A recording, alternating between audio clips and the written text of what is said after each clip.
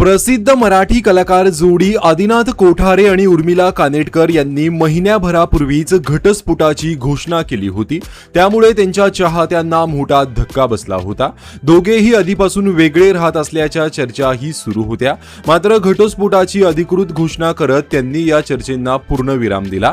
पण आता या सगळ्यानंतर आदिनाथ कोठारेने आपल्या आयुष्यात आणि करिअरमध्ये एका नव्या सुरुवातीची घोषणा केली आहे। आदिनाथने सोशल मीडियावर कमिंग सून अशी पोस्ट शेअर केली असून लवकरच तो एका नव्या मालिकेच्या माध्यमातून प्रेक्षकांच्या भेटीला येणार आहे।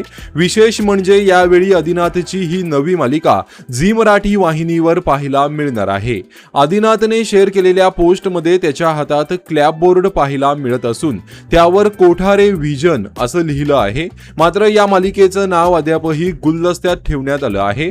छोट्या पडद्यावर सध्या अनेक नवीन मालिका प्रेक्षकांच्या भेटीला येत आहेत।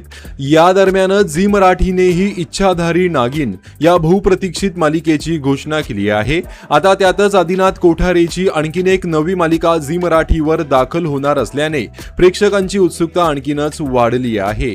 आदिनाथ कोठारेच्या या नव्या मालिकेचा मुहूर्तही नुकताच पार पडला आहे। मात्र मालिकेचं नाव, कथा आणि आदिनाथ नेमकी कोणती भूमिका साकारणार याबाबत अद्यापही कोणतीही माहिती समोर आलेली नाही। त्यामुळे आदिनाथ कोठारे आता छोट्या पडद्यावर कोणत्या नव्या भूमिकेत दिसणार हे पाहणं नक्कीच उत्सुकतेचं ठरणार आहे।